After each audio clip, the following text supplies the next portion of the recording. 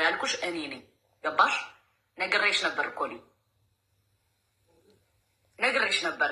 መረጃውን አወጣዋለሁ ብዬሽ ነበር አይደለ? ልኬላቸዋለሁ በውስጥ ልጅቱ እኔ ነኝ። እኔ ከኔ ጋር ተጋፈጭ። ልብ ካለሽ ልበ ቢስ ማለት ነው። ሲጀምር ልብ የለሽም። ልብ ስለሌለሽ ነው ልጅቱን አምጣት። ልጅቱን እኔ ነኝ። ይሄው ራሴ መጣሁልሽ። ቪዲዮን ሼር አድርጉላት በእናታችሁ። እንዴ እኛ እኮ መረጃና ማስረጃ ሳናይ እኮ አናወራም፣ ሳንይዝ አናወራም። ገባሽ? መረጃ ስላለ ነው እየተከራከርንሽ ያለው። በሁለተኛ ደረጃ ደግሞ ራስሽን ያረከሽ አንቺ ራስሽ ነሽ፣ እኛ አይደለንም።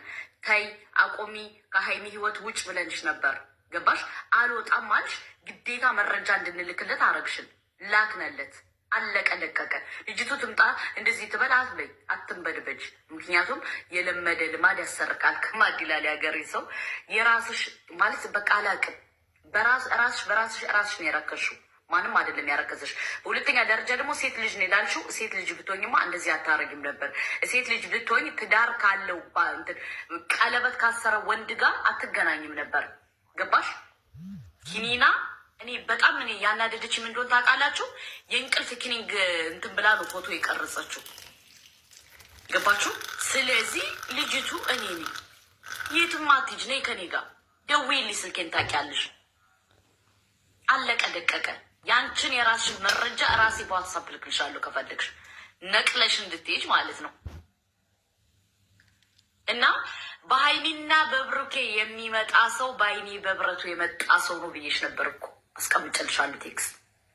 በሀይሚና በብሩኬ የመጣ ሰው በአይኔ የመጣ ሰው ነው ብዬሻለሁ። አንቺ ግን አልገባሽም። እንደዚህ በዚህ ደረጃ የሚሄድ አልመሰለሽም። ለዛ ነው ገባሽ? በዚህ ደረጃ አናችን አልኩሽ። ገባችሁ? በሁለተኛ ደረጃ ደግሞ ኮሜንት እያየው ነበረ። ብሩኬ ሀይሚ ብዙ ጊዜ የሆነ ነገር ሲመጣ ብሩኬን እንትን እሱ ማለት ከብሩኬ ጎን አትቆምም።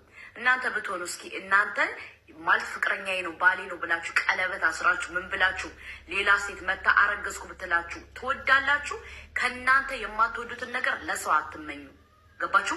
እንዲያውም ሀይሚ በጣም ትዕግስተኛ ናት፣ በጣም ማለት ነው። ምክንያቱም አንዳንዴ ከፍትፍቱ ፊቱ ይላል የኛ ሀገር ሰው። እናንተ የማታረጉትን ነገር በሌላ ሰው